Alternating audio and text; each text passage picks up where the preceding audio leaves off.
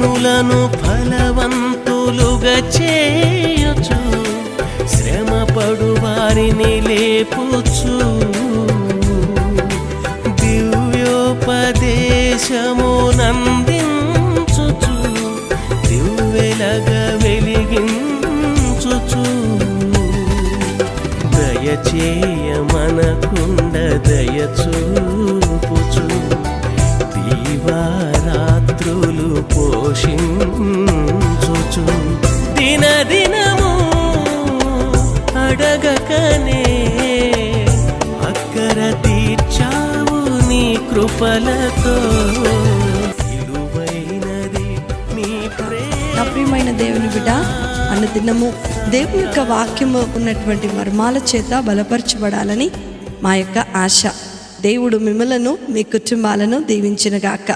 ఆలస్యం లేకోకుండా ప్రార్థన చేసుకొని నేటి దిన వాక్యాన్ని ప్రారంభం చేసుకుందాం. మమ్మల్ని మిక్కిలిగా ప్రేమించిన మా ప్రియ పరలోకపు తండ్రి యేసు స్వామి, మీ యొక్క ఉన్నతమైన శ్రేష్టమైన ఘనమైన నామమును బట్టి మీకు వందనాలు. ప్రభువా, మీరు మాకు బోధిస్తున్న ప్రతీదీ కూడా నైనా ఉత్తమమును, అయా మీరు మాకు బోధిస్తున్న ప్రతీదీ కూడా ఆశీర్వాదకరమును, ప్రభువా అనేకమైనటువంటి దీవెనలకు కారణముగా ఉంటుండగా ఈ వాక్య భాగం ద్వారా మీరు మహిమ పొందండి. ఈ వాక్య భాగం ద్వారా మీరు మాతో మాట్లాడండి. ప్రభువా, వినుచున్న ప్రతి ఒక్కరి హృదయంలో ఈ వాక్యము ఫలించి అభివృద్ధి చేసి విస్తరించబడినట్లుగా మీరు సహాయం దయచేయమని యేసయ్య నామమున అడిగి వేడుకొంచున్నాను తండ్రి, ఆమేన్. నా ప్రియమైన దేవుని బిడ్డలారా, యెహోషువ గ్రంథము 3వ అధ్యాయము 11వ వచనాన్ని మనం చదువుకుంటే, జీవము గల దేవుడు మీ మధ్య ఉన్నాడనియు, ఆయన నిశ్చయముగా మీ ఎదుట నుండి కానానీయులను, హిత్తీలను, హివ్వీలను, పెరిజ్జీయులను, గెర్గేషీయులను, అమ్మోరీయులను, యబూసీయులను వెళ్ళగొట్టుననియు దీని వలన మీరు తెలుసుకొందురు. హల్లెలూయా. నా ప్రియమైన దేవుని బిడ్డలారా, ఇజ్రాయేలీలు ఎప్పుడైతే వారు బానిసత్వంలో ఉండి దేవునికి మొర్రపెడుతూ ఉన్నారో, దేవుడు వారి మొరను విని వారిని దాస్యత్వములో నుండి, కన్నీటిలో నుండి, అవమానములో నుండి, దుఃఖములో నుండి తన ప్రజలైనటువంటి ఇజ్రాయేలీలను ఆయన బయటకు తీసుకొని వచ్చారు. వారు బయటకు వచ్చిన తర్వాత వారి యొక్క వాగ్దాన దేశపు ప్రయాణములో వారు వెళ్తూ ఉండగా అనేకమైనటువంటి ఆటంకాలు, యొర్దాను లాంటి అనుభవాలు వారి జీవితంలో వచ్చినట్లుగా మనం చూస్తూ ఉన్నాం. అయితే దేవుడు వారిని అరణ్యము గుండా నడిపిస్తూ ఉన్నారు. ఎందుకు అనంటే, ఈ అరణ్యములో ఆయన నేర్పించవలసినవన్నీ కూడా నేర్పిస్తూ, ఆయన యొక్క విధిని, ఆయన యొక్క క్రమమును, ఆయన యొక్క పద్ధతిని వారికి నేర్పిస్తూ ఆయన వారి ప్రయాణమును ముందుకు కొనసాగిస్తూ ఉన్నారు. చాలాసార్లు మన జీవితంలో కూడా దేవుడు వాగ్దానం చేసిన తర్వాత మనము ఆశీర్వాదాన్ని స్వతంత్రించుకోకుండా అనేకమైనటువంటి అడ్డంకులు వస్తూ ఉంటాయి. కానీ ప్రతి అడ్డంకులో యేసు ప్రభువారు మనతో పాటు ఉన్నాడని, ఇజ్రాయేలీలకు దేవుడు ఏ విధముగా తోడుగా ఉన్నాడో అలాగనే నేటి దినములలో మన జీవితంలో రక్షించబడినటువంటి మన జీవితంలో కూడా ఆయన తోడుగా ఉన్నాడని గొప్ప మర్మాన్ని దేవుని యొక్క వాక్యము మనకి తెలియచేస్తూ ఉంది. మరి నిజంగా వారి ప్రయాణములో దేవుడు అన్ని ఆటంకాలు తొలగించేశాడంట.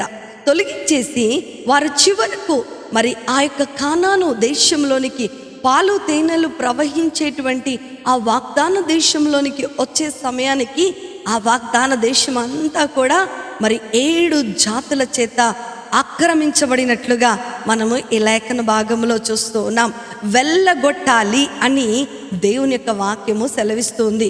నా ప్రియమైన దేవుని బిడ్డలారా, మన ఆత్మీయమైనటువంటి జీవితంలో కూడా కన్నీటిలో నుండి, వేదనలో నుండి, అవమానంలో నుండి, దుఃఖములో నుండి, బానిసత్వంలో నుండి మనలను బయటకు తీసుకుని రాగలడు మన దేవుడు. ఆయన తీసుకుని వచ్చిన తర్వాత కూడా దేవుడు మన జీవితంలో చేసిన వాగ్దానమును మనకు స్వతంత్రించుకోలేకపోవటానికి కారణం, మన జీవితంలో కూడా 7 రకములైనటువంటి శత్రువులు ఆక్యుపై చేసుకొని ఉంటారు. మన జీవితంలో వాటిని ఎప్పుడైతే మనము వెళ్ళగొడతామో, అవన్నీ కూడా ఎప్పుడైతే మన జీవితంలో నుండి ఖాళీ చేయబడతాయో, సంపూర్తిగా దేవుడు మన కొరకు వాగ్దానము చేసిన దానిని మనము స్వతంత్రించుకుంటాము అని దేవుని యొక్క వాక్యము సెలవిస్తూ ఉంది. నేను మీకు తోడుగా ఉంటూ నా మందసమును మీరు పట్టుకొని వెళ్ళినప్పుడు నేను వారందరినీ కూడా వెళ్ళగొడతాను. నువ్వు అనుకుంటున్నావేమో ఈరోజు, అయ్యో నేను 7 శత్రువులని ఎలాగా నేను జయించగలను అని నువ్వు అనుకుంటున్నావేమో. కానీ దేవుడు ఏమంటున్నాడు తెలుసా? పౌలు చెప్పినట్లుగా క్రీస్తులో మనకు సమస్తము సాధ్యమే. అవును, యేసు ప్రభు వారితో, దేవునితో మనకు సమస్తము సాధ్యమే. మన జీవితంలో ఈ 7 జాతులు, 7 శత్రువులు మన వాగ్దానాన్ని స్వతంత్రించుకోకుండా, దేవుని యొక్క వారి చిత్తాన్ని మనం తెలుసుకోకుండా, దేవుడు మనకిచ్చిన సంతోషంలో పాలిభాగస్తులు కానికుండా చేస్తున్నటువంటి ఈ 7 శత్రువుల గురించి ఈరోజు నేను మీతో పంచుకోవాలని ఆశపడుతూ ఉన్నాను. అందులో మొదటి వారు ఎవరండి? కనానీయులు. ఎవరండి వాళ్ళందరూ? కనానీయులు. ఈ కనానీయుల యొక్క చరిత్రను మనం చూస్తున్నట్లయితే శపించబడినటువంటి జనాంగమే ఈ కానాను. వీరి జీవితం ఎప్పుడు కూడా చింతతోనే ఉంటుంది. వీరి జీవితం ఎప్పుడు కూడా దిగులుతోనే ఉంటుంది. వీరి జీవితం ఎప్పుడు కూడా అపజయంతోనే ఉంటుంది. ఎందుకంటే వీరంతా కూడా శపించబడినటువంటి వారు. దేవుని యొక్క వాక్యం ఏం సెలవిస్తుంది అంటే, మత్తయి సువార్త 6వ అధ్యాయము 31వ వచనంలో మనం చూస్తే, కాబట్టి ఏమి తిందుమో, ఏమి త్రాగుదుమో, ఏమి ధరించుకుందుమో అని చింతపడుకుడి. అన్యజనులు వీటన్నిటి విషయమై విచారింతురు, కానీ మీకివన్నీ కావాలనని మీ పరలోకపు తండ్రికి తెలియను. కాబట్టి మీరు ఆయన రాజ్యమును, నీతిని మొదట వెతుకుడి, అప్పుడు అవన్నీ కూడా మీకు అనుగ్రహించబడనని దేవుని యొక్క వాక్యము సెలవిస్తోంది. అవును నా ప్రియమైన దేవుని బిడ్డలారా, చాలాసార్లు మనం ఏం చేస్తూ ఉంటామంటే, బానిసత్వమైనటువంటి కన్నీటిలో నుండి, వేదనలో నుండి, ఆ యొక్క పాపపు భారములో నుండి మనము రక్షించబడి బయటకు వచ్చేసిన తర్వాత దేవుడు వాగ్దానము చేసినటువంటి ఆ పాలు తేనెలు ప్రవహించు నిత్య కానానులోనికి మనం ప్రయాణమవుతూ ఉంటాం. మన ఈ ప్రయాణములో ఎన్నో ఆటంకాలు, ఎన్నో అడ్డుగోడలు, ఎన్నో కష్టాలు, ఎన్నో శ్రమలు, ఎన్నో అపజయాలు మనం ఎదురు చూస్తూ ఉంటాం. కానీ ప్రతి దానిలో కూడా ప్రభు మనకు విడుదల కలిగిస్తూ ఉంటారు. అయితే మనము దేవుని సహాయం లేకుండా మనం ఎప్పుడు కూడా ఈ ప్రయాణాన్ని కొనసాగించలేం. దేవుడు మనకు తోడుగా ఉన్నాడు కాబట్టే మనము సజీవంగా ఉన్నాం. దేవుడు మనలను జ్ఞాపకం చేసుకున్నాడు కాబట్టే మనము ఇంకా ఈ భూమి మీద ఎలాగోలా మనకు సహాయము అందించబడుతూ ఉంది. అలాంటి సమయంలో చాలాసార్లు ఏం చేస్తూ ఉంటామంటే, వాగ్దానము స్వతంత్రించుకునే వరకు కూడా మనం ప్రయాణం చేస్తూ ఉంటాం. అయితే వాగ్దానము స్వతంత్రించుకునే సమయానికి వచ్చే వరకంతా మనలో చింత అనేటువంటి శత్రువు ఉంటాడు. ఎప్పుడు కూడా చింత. ఏం తింటామో, ఏం తాగుతామో, రేపేం సంపాదిస్తామో, రేపు ఎలాంటి పరిస్థితులు మేము ఎదుర్కోవాల్సి వస్తుందో, ఎప్పుడు కూడా భయమే. 34వ దావీదు కీర్తనలో దావీదు అంటాడు, నేను ఎల్లప్పుడూ కూడా నా నోట దేవుని స్తుతిని ఉంచుకున్నాను, కాబట్టి నాకు కలిగిన భయములన్నిటిలో నుండి నేను తప్పించబడుతున్నాను అని దావీదు మహారాజు 34వ కీర్తనలో సెలవిస్తూ ఉన్నాడు. నా ప్రియమైన దేవుని బిడ్డలారా, నేటి దినములలో మనం చూస్తున్నట్లయితే మన ఐహిక విచారముల చేత మనము దేవుని మీద నమ్మకాన్ని ఉంచలేకపోతున్నాం. మన లోకపరమైనటువంటి చింతల చేత దేవుని మీద సంపూర్తిగా విశ్వాసాన్ని ఉంచలేకపోతున్నాం. ఎప్పుడైతే చింత మనలో ఉంటుందో, ఈ యొక్క బాధ మనలో ఉంటుందో, ఈ యొక్క వేదన మనలో ఉంటుందో, దేవుని మీద విశ్వాసము ఉండదు. అందుకనే 1 పేతురు పత్రిక 5వ అధ్యాయము 7వ వచనాన్ని మనం గమనించినట్లయితే, ఆయన మిమ్మల్ని గూర్చి చింతించుచున్నాడు గనక మీ చింత యావత్తు ఆయన మీద వేయండి అంటున్నాడు. నువ్వు చింతించాల్సిన అవసరం లేదు. నీకు చింతించాల్సిన అవసరం ఏంటి అసలు? ఎందుకంటే నీ చింతను మోసినటువంటి వాడు ఆయన, నీ భారాన్ని మోస్తున్నటువంటి వాడు ఆయన, నీకు విడుదల కలిగిస్తున్నవాడు ఆయన. అలా దేవుని మీద విశ్వాసాన్ని ఉంచలేని పరిస్థితి ఈ చింత మనకు కలగజేస్తూ ఉంటుంది. ఎప్పుడైతే దేవుని మీద విశ్వాసము లేదో, మనము దేవుడు మన కొరకు చేసిన వాగ్దానాన్ని స్వతంత్రించుకోకుండా ఏమంటామంటే, దేవుడు మాట ఇచ్చాడు, తప్పాడు. దేవుడు ప్రవచనం ద్వారా ఆమె మాట్లాడింది, కానీ జరగలేదు. ఇలా ప్రార్థన చేశారు, కానీ జరగలేదు అంట. కానీ దేవుని చిత్తానికి మాత్రము మన జీవితంలో స్థానం ఇవ్వం. దేవుని మీద సంపూర్ణమైన విశ్వాసాన్ని ఉంచటానికి మనము ఇష్టపడం. అవును ప్రభా, నా చింతంతా నీ మీదే వేస్తున్నాను ప్రభా అని అంటూనే ఉంటాం. కానీ ఇండైరెక్ట్గా ఆ చింతను మనమే మోస్తూ ఉంటాం. నా ప్రియమైన దేవుని బిడ్డలారా, నీ తండ్రి గొప్పవాడు. నీకేం అవసరమో ఆయనకు తెలుసు. ఆయనకు అన్నీ కూడా తెలుసు. అందుకనే మత్తయి సువార్తలో ఏమంటున్నాడు? నాకు అన్నీ, నీకేమి ఇవ్వాలో అన్నిలు దాని గురించి ఆలోచిస్తారు. నేనంటే ఎవరో తెలియని వాళ్ళు దాని గురించి ఆలోచించాలి. కానీ నీవు ఆలోచించాల్సిన అవసరం లేదు, నీవు చింతపడాల్సిన అవసరం లేదు. ఆకాశ పక్షులు అవి విత్తవు కోయవు, కానీ వాటికి ఆహారం సమకూర్చువాడను నేనే. సింహపు పిల్లలు లేమిగలవై ఆకలి గొనునేమో, కానీ నా పిల్లలైన మీరు ఆకలి గొనరని దేవుడు చెప్తున్నాడు. కానీ నేటి దినములలో మన జీవితంలో ఉన్న మొదటి చింత ఏంటంటే ఈ యొక్క చింతనే.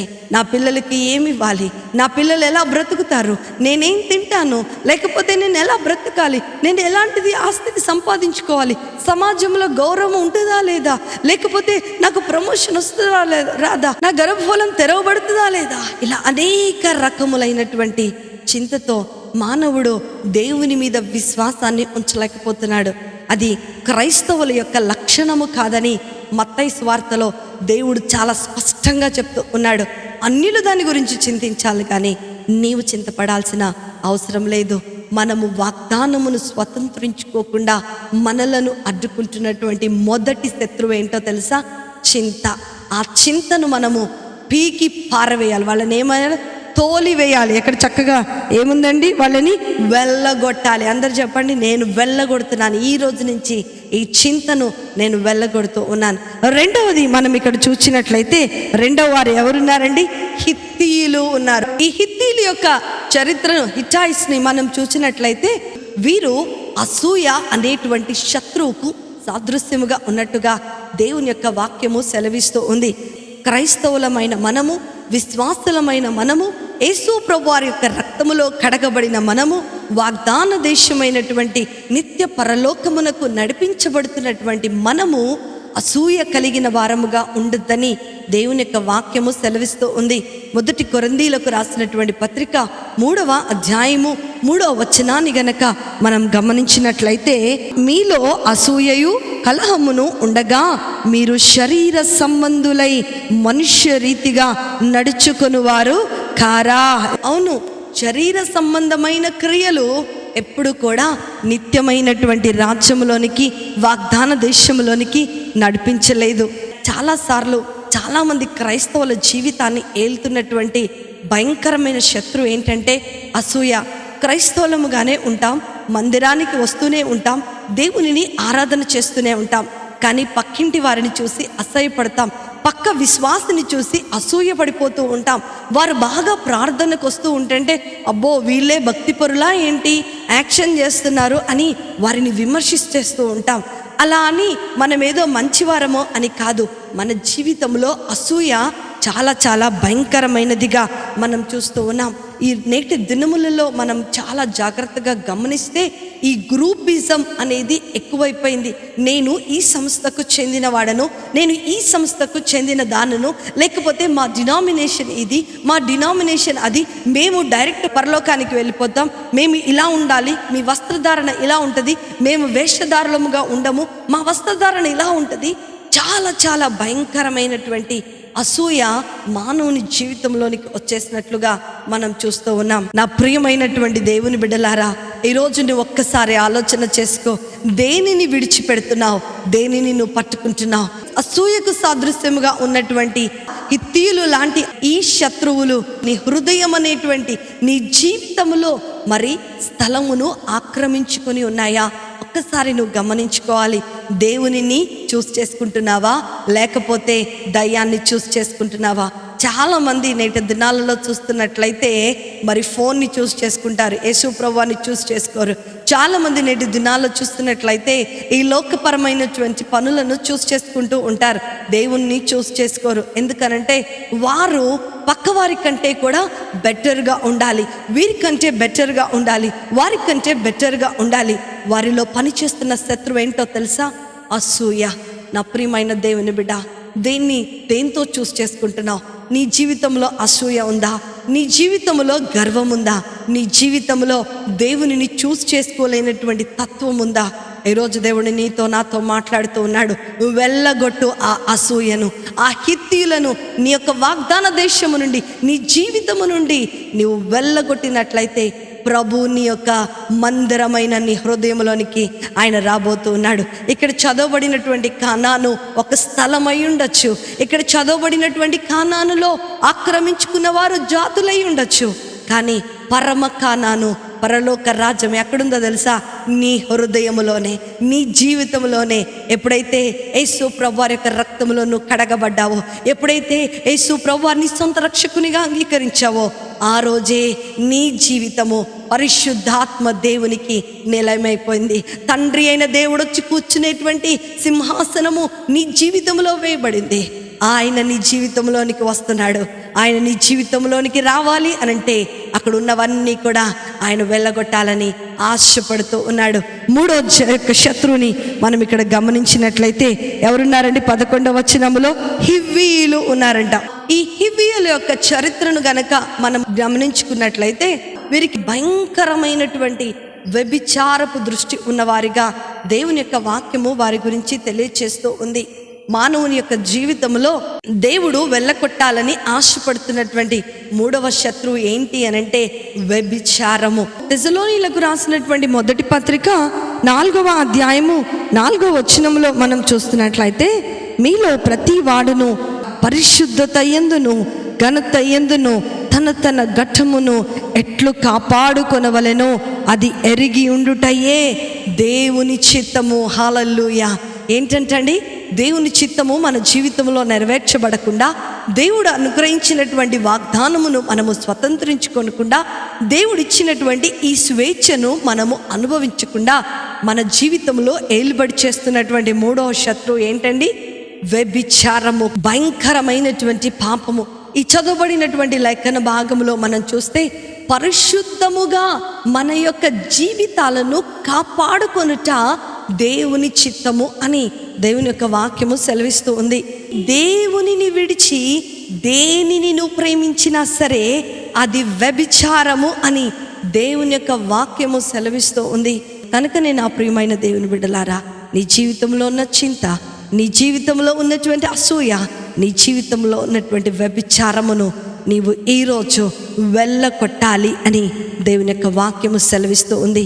నా ప్రియమైన దేవుని బిడ్డ, నువ్వు జయించలేకపోతే ప్రభు సహాయాన్ని, పరిశుద్ధాత్మ దేవుని యొక్క సహాయముతో ఈ యొక్క శత్రువులందరినీ కూడా వెళ్ళగొట్టగలవని దేవుని యొక్క వాక్యం సెలవిస్తూ ఉంది. 4వ విషయాన్ని ఇక్కడ మనము గమనించినట్లయితే 11వ వచనంలో కానానీయులు, హిత్తీయులు, హివ్వీయులు, నెక్స్ట్ 4వ వారు ఎవరండి? పెరిజ్జీయులు. పెరిజ్జీయులు ఎవరండి? వీరు చాలా కోపిష్ఠులుగా ఉంటారు. వీరు చాలా ముక్కు మీదనే కోపం ఉంటుంది. ఎఫెసీ పత్రిక 4వ అధ్యాయము 26వ వచనములో, కోపపడుడి గాని పాపము చేయకుడి, సూర్యుడు అస్తమించు వరకు మీ కోపము నిలిచి ఉండకూడదు. అంత గొప్ప మాటలు. అదే యాకోబు పత్రిక 1వ అధ్యాయము 19 నుండి 20 వచనాలు మనం చదివితే, నా ప్రియ సహోదరులారా, మీరు ఈ సంగతి ఎరుగుదురు గనక ప్రతి మనుష్యుడు వినుటకు వేగిరపడువాడును, మాటలాడుటకు నిదానించువాడును, కోపించుటకు నిదానించువాడనై ఉండాలి. చాలాసార్లు మాట్లాడటానికి వేగిరపడుతూ ఉంటాం, కోపపడటానికి కూడా వేగిరపడుతూ ఉంటాం. అని దేవుని వాక్యం ఏం చదివిస్తుంది అనంటే నిదానించండి అని చెప్తూ ఉంది. మరి కోపపడటానికి నిదానించాలి, మాట్లాడటానికి కూడా నిదానించి ఉండాలి. చాలాసార్లు నా కోపాన్ని నేను అణుచుకోలేకపోతున్నానక్క, నాకు చాలా కోపం వస్తుంది అంటున్నాడు. ఈరోజు దేవుడు నీతో నాతో మాట్లాడుతున్నాడు. మన యొక్క జీవితాన్ని పాడు చేస్తున్నటువంటి 4వ శత్రువు ఏంటి అంటే కోపము. ఈరోజు దానిని మనము వెళ్ళగొట్టే వారముగా మనము ఉండాలి. కోపము దేవుని యొక్క చిత్తాన్ని నెరవేర్చలేదు. కోపము దేవుని యొక్క ఉద్దేశాన్ని సఫలీకృతం చేయలేదు.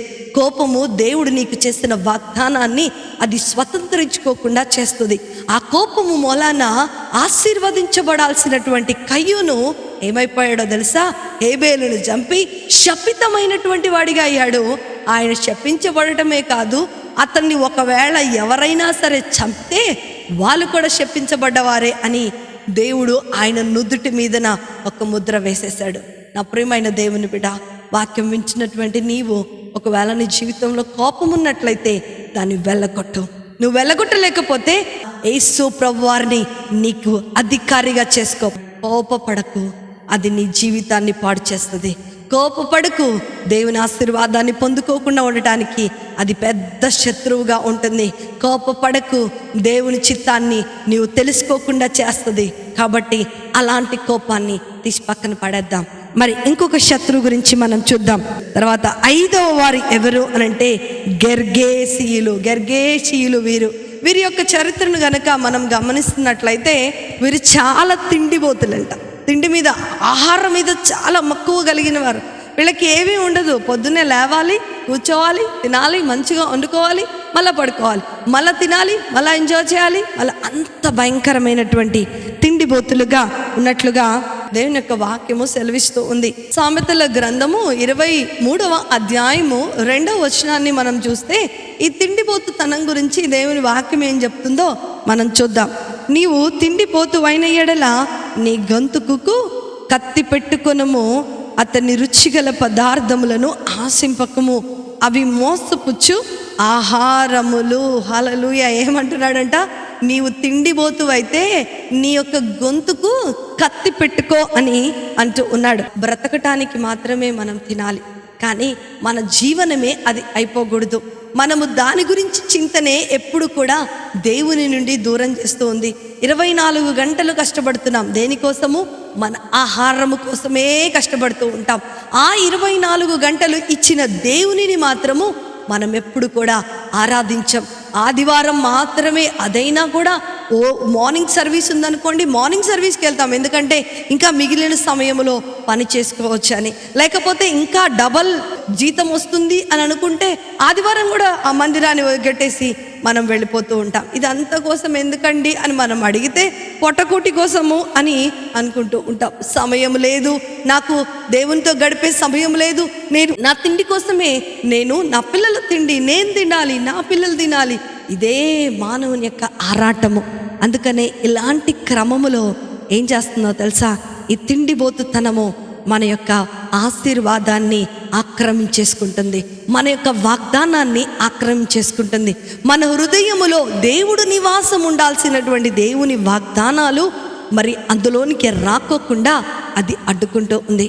ఈ ఉదయ కాల సమయంలో ఎవరైనా సరే తిండిబోతులుగా మరి ఆహారం కొరకే, బతకటము కొరకే మన ఆహారము చాలు, కానీ అధికముగా తినటం వలన మనం ఏం చేస్తున్నామో తెలుసా? దేవుని కోపమును మన మీదకి వచ్చేటట్లుగా చేస్తున్నాం. అంటే దేవునితో గడపవలసిన సమయాన్ని కూడా నీవు పని మీద వెచ్చించినట్లయితే దేవుని యొక్క కోపము మానవుల మీదకి వస్తుంది. కాబట్టి ఇదంతా మనకొద్దు. దేవునికి ఇవ్వాల్సిన సమయాన్ని ఇద్దాం.